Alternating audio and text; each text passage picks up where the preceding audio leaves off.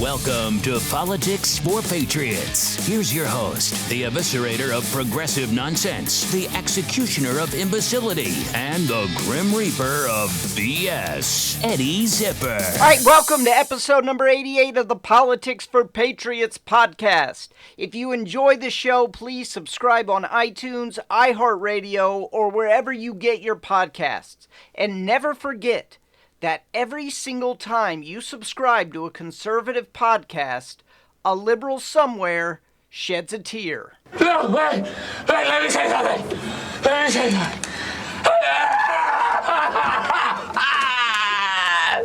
I want to get started today by telling you what I bought shares of on PredictIt.com, the stock market of politics. There's some pretty good buys on PredictIt right now. Will Donald Trump be impeached in his first term caught my eye.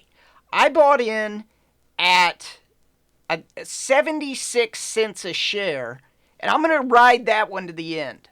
I don't think there's any way that the House is going to impeach President Trump. There's no way. The danger of impeachment is past. The public is against it. Only about 100 people in the House of Representatives have come out in favor of it. Nancy Pelosi literally cannot stop pouring cold water on it whenever it comes up. The 2020 election will be in full swing in less than a year. I think the price for no, Trump won't be impeached, is probably a good 20 cents lower than it ought to be. That's probably a result of the 24-hour news media projecting their impeachment fantasies onto poor, unsuspecting viewers. Okay, so no, Trump will not be impeached is a great buy right now. It's already gone up a little bit since I bought it. If you want to get in on the action, go to predictit.com/promo/Patriots20 and open an account. Whatever you put in up to $20, PredictIt will double it as long as you use my URL. So have fun on house money by going to predictit.com/promo/Patriots20 and opening an account today. All right, CNN has completely jumped the shark. All right, that's a pretty common TV term. If you're not familiar with it, TV shows are always having to top themselves. And if they are on long enough, they eventually take the story to a ridiculous place that they can never come back from. There are some things you just can't top. And you wouldn't even want to top them because they're ridiculous. Okay? The term, they call it jumping the shark. That term actually comes from the show Happy Days, where Fonzie, a.k.a. the Fonz, literally jumps over a great white shark on water skis. If you've never seen it, please Google it. I'll post it beneath the episode on Twitter, too. It is simply ridiculous. All right, he's wearing his leather jacket while he's doing it, too. It may be your only chance ever in your life to see anyone water skiing in a leather jacket. And it's so dumb, and it's so over the top, that that's the term we now use for that moment in television when a show becomes completely ridiculous and over the top. And this scene where Fonzie jumps the shark used to be the most ridiculous thing that had ever happened in the history of television. Until now. That's right, yesterday, CNN knocked Fonzie out of the number one spot. CNN has officially jumped the shark by announcing that they are hiring disgraced former Deputy Director of the FBI, Andrew McCabe, to be a CNN contributor.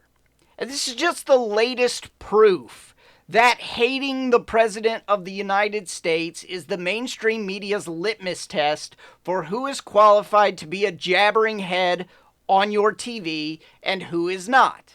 You don't need to be truthful or substantive. You don't need facts or logic. You don't have to be cogent or coherent. All you have to do is show up and hate Donald Trump at least as much as the person next to you. You show up and you go, Donald Trump is a stupid orange idiot and democracy is over. And all the CNN brass go, he's got a higher IQ than any man alive. They're an easily impressed bunch.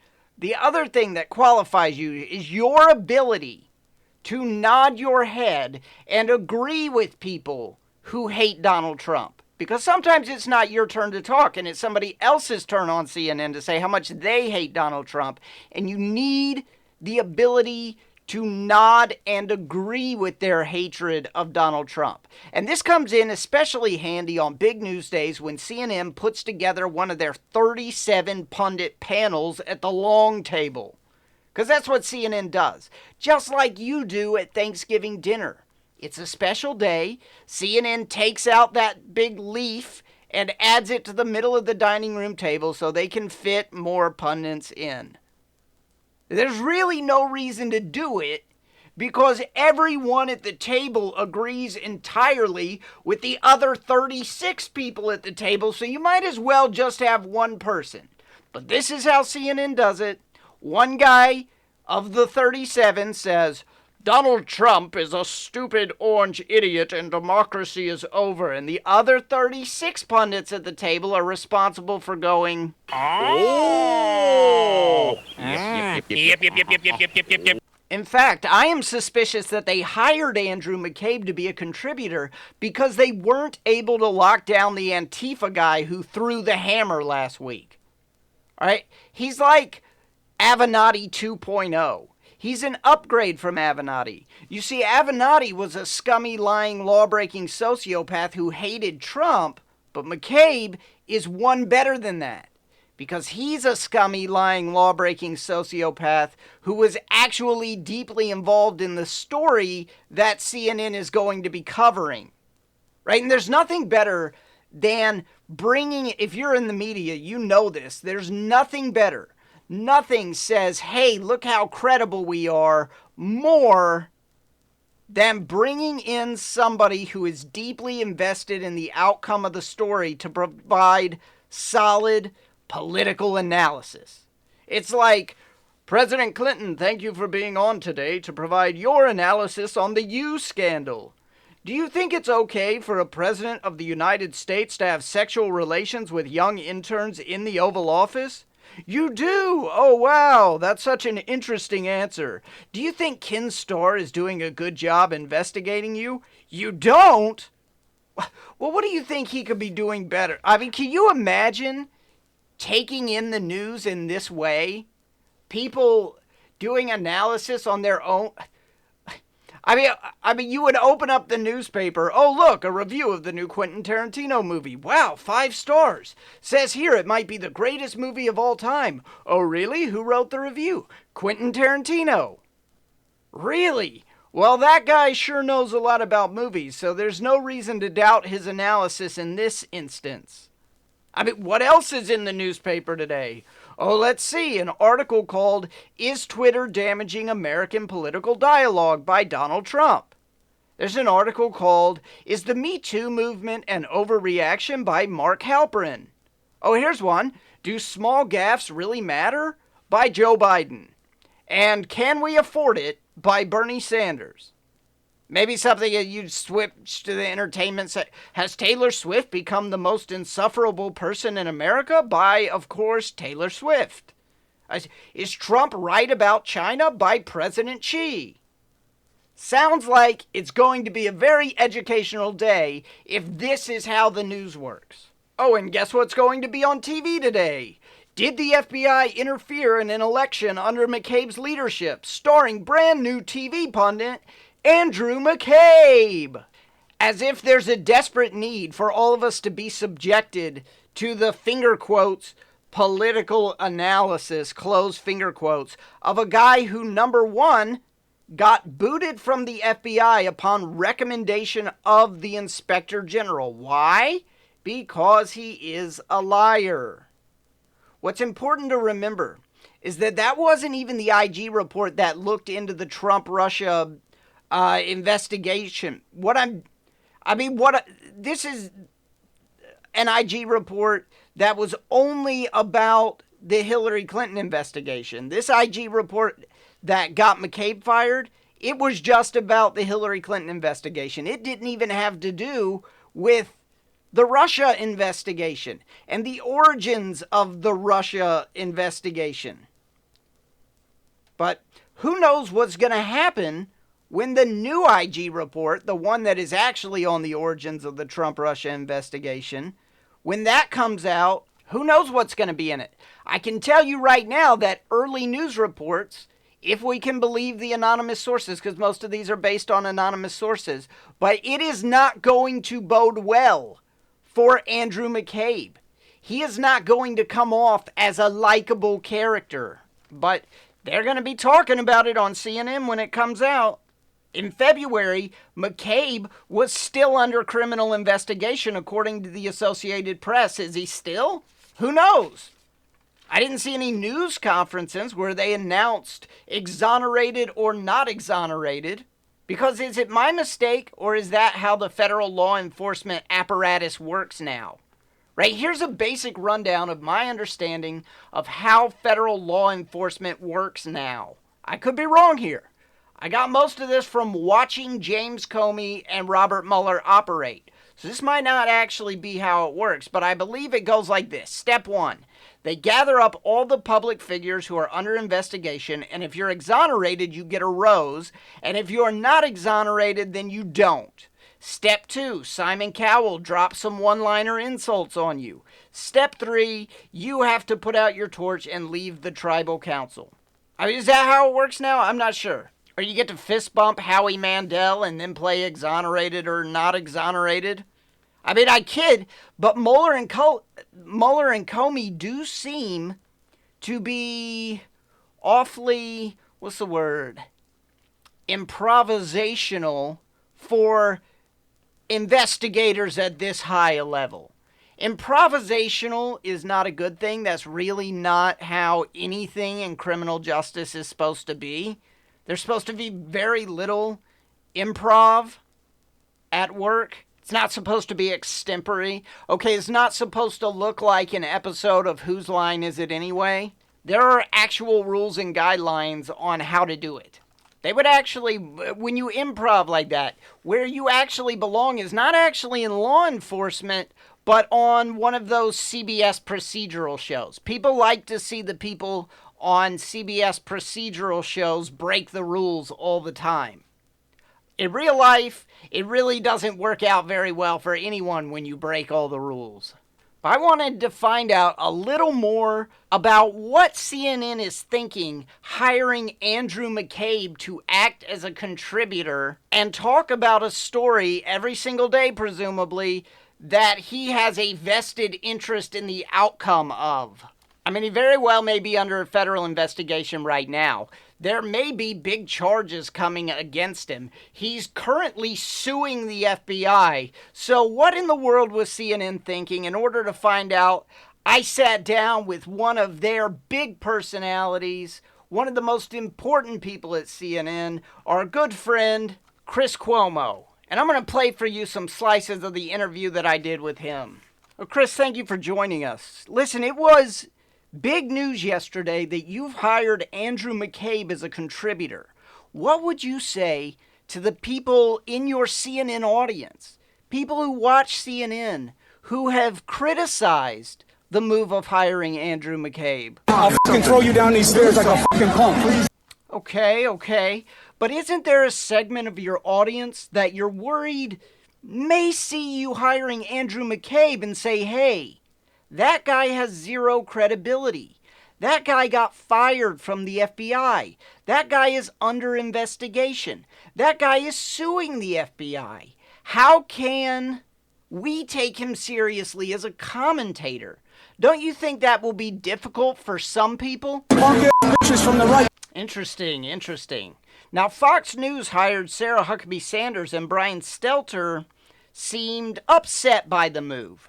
Brian said basically, how can we trust these people who have served in government and haven't always been truthful?